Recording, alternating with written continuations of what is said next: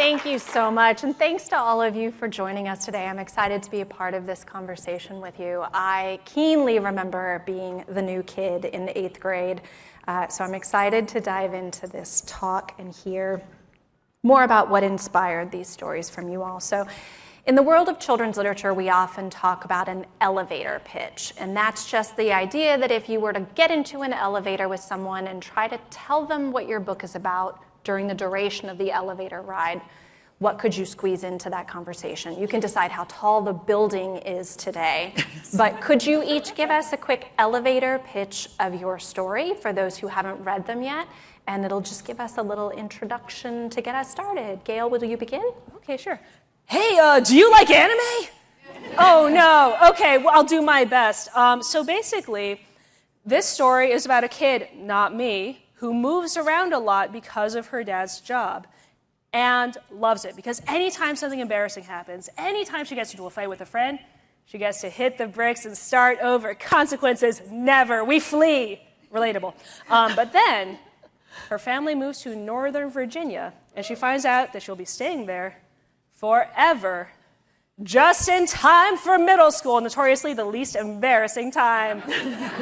Again, this is not about me, but all the embarrassing stuff probably happened to me, so just please admire my bravery for putting the thing on the page. Thank you so much. Thank you. I don't even know how to follow that.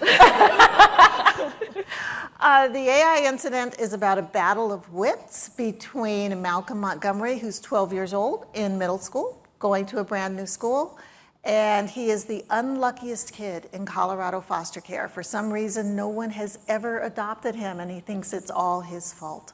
So he's engaged in a battle of wits with Francis, who's an AI, and supposedly Francis is there to improve standardized test scores. But we find out pretty quickly that he's actually there, or it is actually there, to take over the school. So when did this story seed come to you, Jan? And did it come to you in this iteration? Was this sort of an idea fully formed? Or did the ending sort of, in your mind, did this end somewhere differently than it had begun when you thought of the idea? It did have a few twists. Initially, I had the idea of Malcolm searching for his forever home. That didn't change. But I also wanted to figure out what would happen with AI. What were some of the next iterations of AI? And at the time I started writing the book, no one was talking about AI taking over schools, replacing teachers, and that sort of thing. But by the time we were in editing, there were some stories out around already of teachers getting displaced and AI coming in and taking over their roles. Okay, I definitely want to come back to ChatGPT. We will absolutely circle back on AI. Okay. What about you, Gail? Was this idea, this is something, as you said, you sort of lived in some capacity? Did this idea come to you fully formed, or did it begin as a seed and evolve differently than you had initially anticipated? I love that. Yeah, I call it a series of memory seeds where, as it turns out, as you live a life, a lot of stuff happens in it. And if I wanted to draw every memory I have from middle school, that book would be 1,200 pages, never coming out, enjoy 2030. Mm-hmm. So what I really ended up doing was doing a lot of journaling, first of all, but then thinking about what I really wanted to say about what had happened to me. And for me, that was a lot of core memories of, okay, I was used to running away from friendships and starting over, but how do you actually keep a friend once you're there? How do you learn to be a thoughtful person who is looking out for other people too? How do you learn to trust that other people will be there for you? What do you do when you've been used to living overseas, being one of many different people, and you end up in a school in Northern Virginia where nobody knows what you are or where you're from? It was those feelings I kind of wanted to pull together about how there's no real one way to be a person. And once I knew that, I could use the memories that most served it and were funny. I have to say, I think you are less removed from 7th grade than, going to say politely, than I might be, but it sounds like you remember a lot from 7th grade. Do you remember 7th grade, Jan? Is this is this a moment in time for you that you hearken back to for Malcolm? It is, actually. So I took a writing class years ago, and the instructor in the class said, you will write to your emotional age. And it turned out that my emotional age was 12. I don't know how that happened, but yes, I could step into a 12-year-old's persona with no trouble at all. I love that. So I have always heard the phrase, write what you know. So you're channeling your inner 12-year-old. Yes. And Gail, you're bringing your own, we're going to sort of jump to the end here, but you make it clear in an author's note that you did also move around several times in your youth. So you're lending that personal experience. What was that like for each of you, this write what you know process for this story? Ooh. Let's see. It's really helpful to have that kind of base playground to operate within, where if you have some kind of structure, in this case, memories and feelings, you get to take those and put them somewhere else, as opposed to saying, like, here are all, like, the markers, crayons, and paints in the box, now just, like, pick two.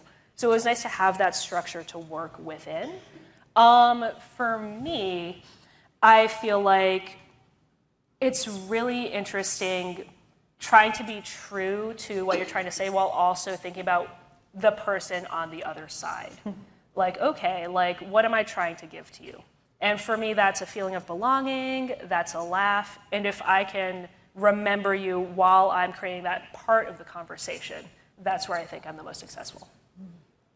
I love that. I think both of your books are incredibly reassuring, and they address these huge issues that almost every middle schooler is guaranteed to have to grapple with at some point, and friendship dynamics play a huge role in both of your stories, which, again, fairly typical for middle school, but in very different ways. And I was really struck how Ollie, your main character, Gail, is initially very skeptical of a number of the classmates, this sort of defensive posture towards them.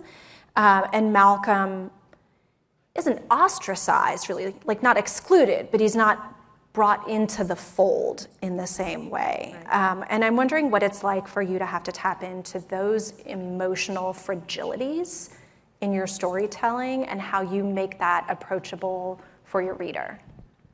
Well, one of the things that I remember is being a new student, when I changed schools in 8th grade, and I noticed that I, as well as other new students, would approach it in one of two ways. Either become very big, so that we would step into a new space with confidence, and the people around us would see us and go, oh, wow, that person's great.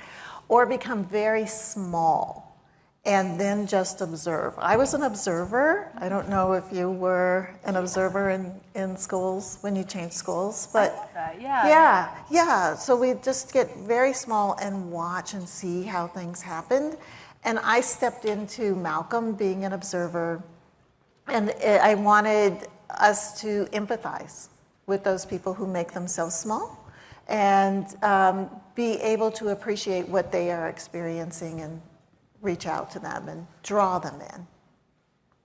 That's beautiful. Yeah, I feel like I was definitely somewhere in the observer space, but with an added layer of, if I judge you first, you can't judge me. Where it's like, this person will reject me because they're the worst. And that definitely happened a lot. Like, I definitely play it up in this book, where it's like, oh, this person is the worst because they're an evil demon. Like, that's real, don't worry about it. But, like, for example, Ollie's main nemesis, Nina, like, seems like this perfect, beautiful, outgoing, like, everybody loves her, and therefore must be at a remove from the main character, Ollie. Partway through the book, spoilers, Ollie finds out that Nina is a multiracial Asian American person just like her, and is grappling with a lot of the same feelings that she is. Like, you really don't know what's going on in someone's head until you're there with them. And I really wanted to, like, show that observer judgment space and then start to break it down. Yep. What are things that you two do in your grown-up lives that help you enter these new spaces? Like, it's really hard, even as a grown-up, like being the new person in any sort of group, even in grad school or just walking into a writer's group, I'd imagine. It is hard. So what are some steps that you take that maybe advice you might give our audience here for how to enter a new space with an open attitude? Hello, National Book Festival. What's up? Oh my gosh. Listen, if you have advice, I'll take it. The best one I've got going on is remember that we're all people and be excited to learn about all of you. Like, I love asking people about their hobbies. Like, getting to see you light up and learning more from you is so much fun. Like, just finding that place where we can connect helps so much. Yeah. One of the things that I do now that's really helpful is to remember that everybody is not thinking about me. Because I'll walk into a room, and if I revert back to my 12-year-old self, I'll see faces and think, oh, they're all thinking about me. Is what's wrong with me? What are my shoes tied? What have I forgotten? What am I doing wrong? And if I remember that they might be thinking those same things about themselves, that they might be thinking about whether or not they closed the refrigerator, is the stove still on.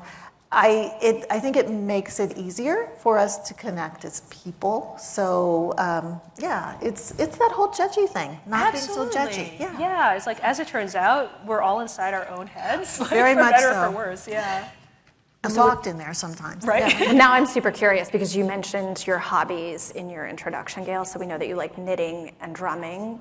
I'd love to know what you're knitting right now, like what's on your needles. Oh my gosh. Yeah, absolutely. So I actually, since writing that, here's how my knitting goes. The seasons change, I get chilly and say, it's blanket time. So the thing I'm most proud of, which I finished a few months ago, was a really big color gradient square blanket situation where it's like it starts red over here, it moves through all the colors of the rainbow. I put it on a bed and my cat fell in love with it. It's her blanket now. I'm so sad.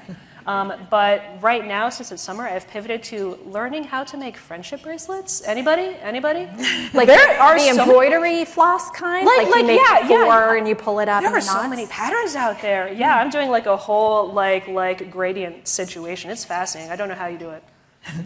Jan, do you have hobbies? Are you a crafter? I do. I just started learning to crochet. And so I was laughing because I respect you. Yeah. So yarn, we have yarn people here today. Hey.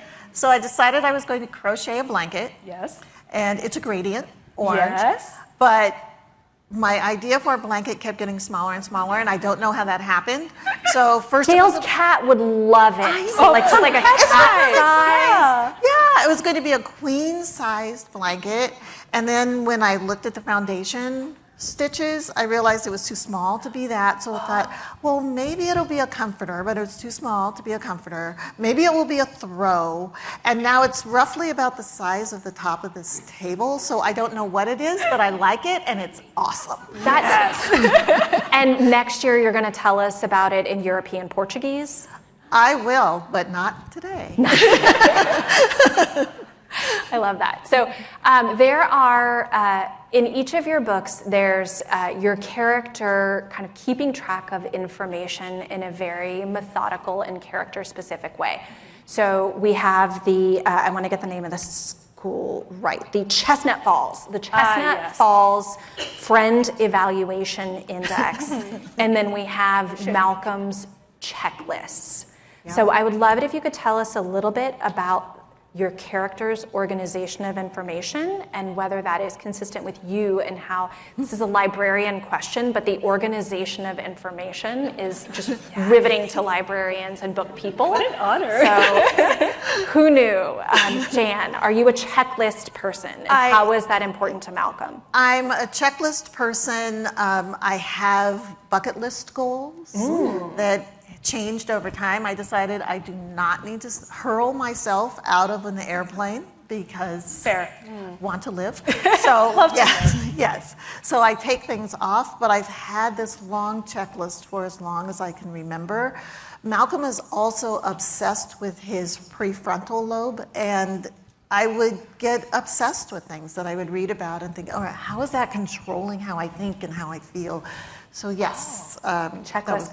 I'm a make a checklist, the first thing on it will say, make a checklist, so that I can just like check it off, and the first thing is crossed off, and first thing on your list is done. So I love that, I appreciate it. So this friend evaluation index. Absolutely. Yeah. Do you have one of those on us? Like, is there secretly a book where? Are we being recorded? We are on. No, absolutely not. Nothing of the Don't sort. worry about it. No, I was very much a kid who loved to gather information. Like, I grew up like peak Pokemon era, so it's like, here's my list of all the best Pokemon. Let me divide them up by category. Here is this, this, this, and this. I remember having like a little notebook where I was inventing a language, like phoneme here, phoneme here, phoneme here. A kid looks over my shoulder like, you can't bring diaries to school. So like, that's my memory.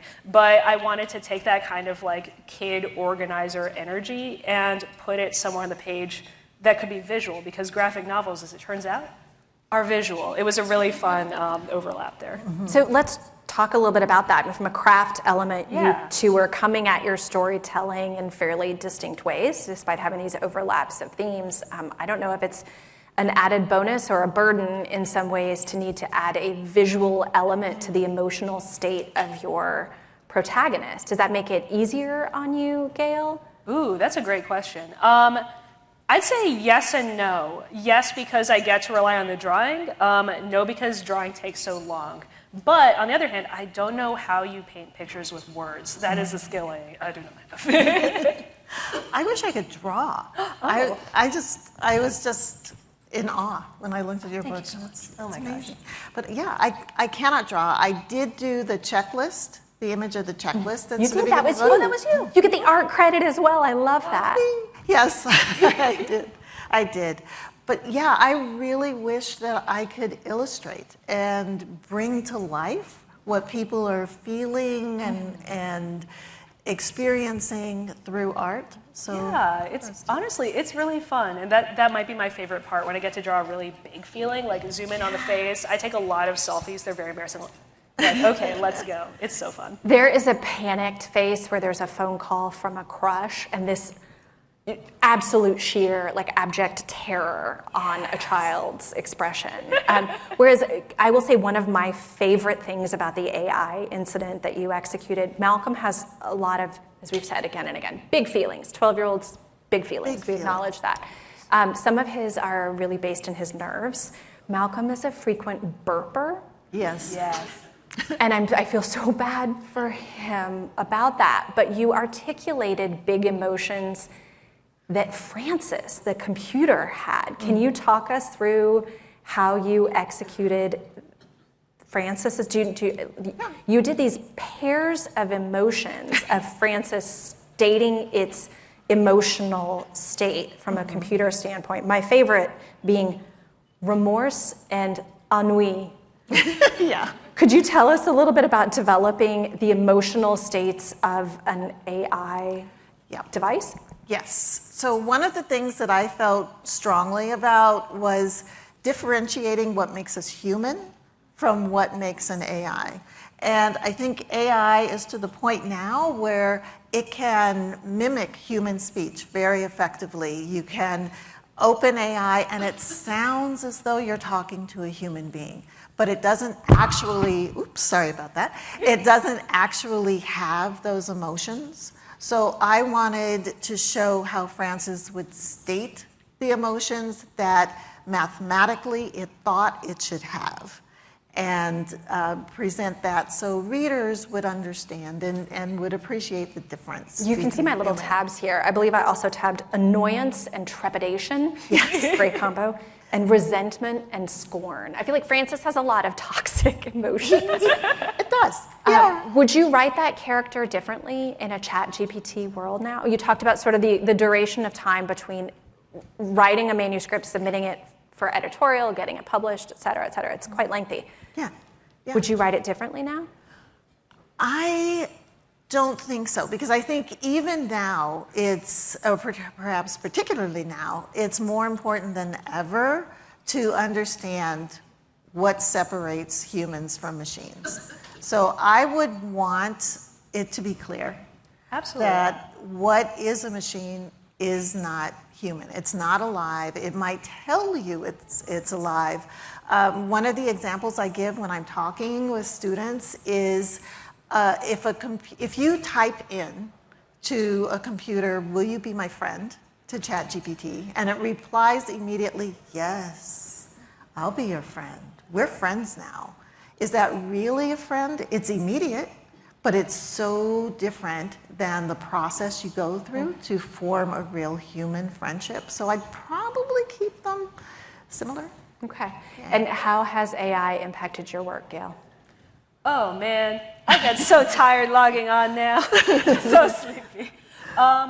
I would say that the main difference I experience as a cartoonist is just the types of conversations I'm having right now, where computers are not going to do my job anytime soon in any effective way. Comics are so complicated and human and beautiful. They take so many different disciplines, combine them, and create something particular and specific to me, the person. So like, not a brag, just a fact, comics are weird. We love to make them. They're what make us us. But at the same time, there is a lot of anxiety. There are a lot of companies saying, okay, but how can we make things go faster? How can we monetize this experience? What can we create to take you out of the picture? And those are the conversations we end up having. Kids raising their hands going like, okay, but like, what's the difference? Or like, please explain to me why this is important.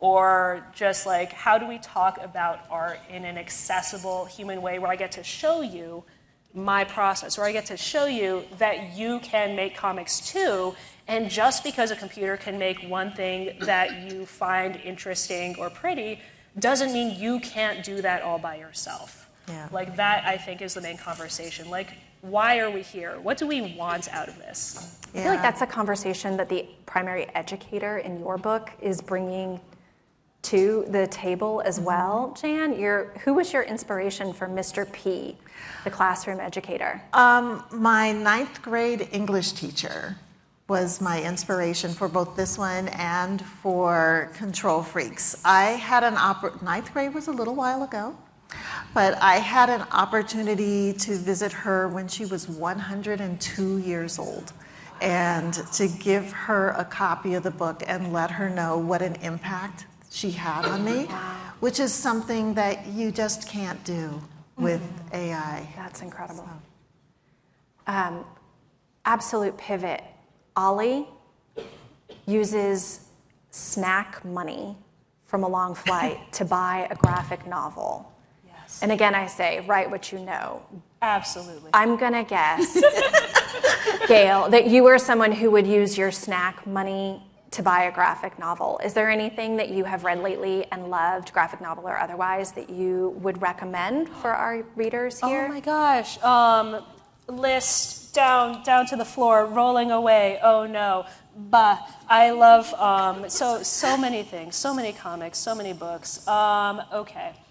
I am a perpetual fan of Jen Wang, Prince and the Dressmaker, Stargazing, most recently Ash's Cabin.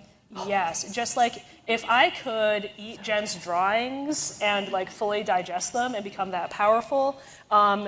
Raise your hand if you've seen Space Jam. Hello, olds? Yes, okay, fantastic. So basically, they steal Michael Jordan's powers and put them in a basketball, and like if I could do that with a cartoonist, Jen Wang would be the one. So that's my rec, I guess. Thank you so much for joining me. Yes. Jan, what about you? Anything that has brought you particular joy lately that you might recommend? The Nevermore series, I love those.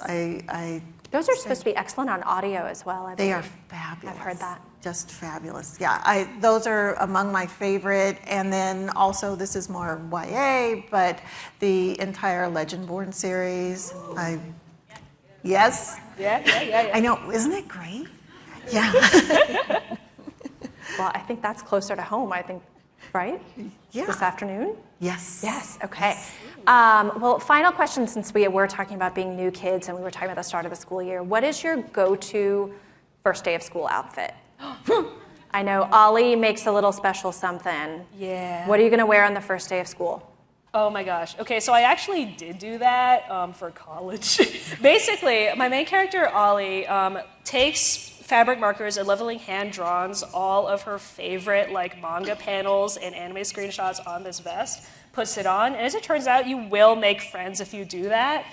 You get the friends you ask for. So there's my note to you. Aside from that, probably just like something with a few pops of color. I'd add like a little keychain accessory like, hello, I also like BTS. I'm huge on conversation starters. Love it. What about you, Jan? Tennis shoes. I just, Yep. Talking about Yes. this. yeah, Good yes. shoes. Yeah. Sneakers and probably headphones because I am an observer, so I can put the headphones on and pretend that I'm listening to something, or a phone. If I can use a phone, I can pretend I'm on a conversation. Yeah, you do that too? Yes, isn't it I've done great? this, like- Yes, yeah, and so it gives me a little distance, cushion, a little little buffer. space. Yeah. I appreciate that. Okay. Well, I said that was my last question. I have a whole bunch more, but I think we should see if there are any questions from the audience. Are there any young readers here who? Yes, and please, and thank you. We do have microphones on each side. They need you to really project your voice into them, please, so we can all hear you. Can we start right over here? What's your question? All the way up at the mic for me, please. So I wanted to know, what did you base the names off of for the fake animes? What did you base them off of? Hello. Oh my goodness. So one of my favorite things about working on this book was coming up with a bunch of fake anime and manga series that I kind of wish existed. For example, Grind, ! A battle coffee story. Like, I want this for me myself. Honestly, like, I tried to come up with some fun or silly ideas, just like, okay, here's a story about a dragon. I also like Hunter x Hunter, Dragon x Dragon, done. So it was very much a process of looking at my favorite things, pulling together ideas that I had and trying to mesh those. The main one is Quill, which is about a kid with a magic hedgehog, and it's my absolute favorite. I think your rabbit might have feelings about that. Well, that'll be a whole other panel I'll conversation. never tell. So we only have 2 minutes, so we're going to do rapid fire questions Let's if go. you can. Can you do yours next? Gail, I have 2 questions. Yes. One, why did you make Quilly a hedgehog? Oh, okay, so... Apparently we're coming back to this sooner than I expected. Okay. Hello. Oh my gosh. So basically, what I did when I made this book was smash together a lot of stuff I loved. It is my jam. So story about myself, love that. I used to keep hedgehogs before rabbits, and I have a lot of experience loving hedgehogs. They're so soft. Okay, I love that. We're going to stop you with the one question and come over to this side. Okay, there we go. Sorry, I'm way too tall for this. So I was wondering, so I'm also trying to write a comic, except I'm going very, very slow. What is kind of like some tips to help with the drawing process? Because I'm suffering. Oh my gosh, that's so real.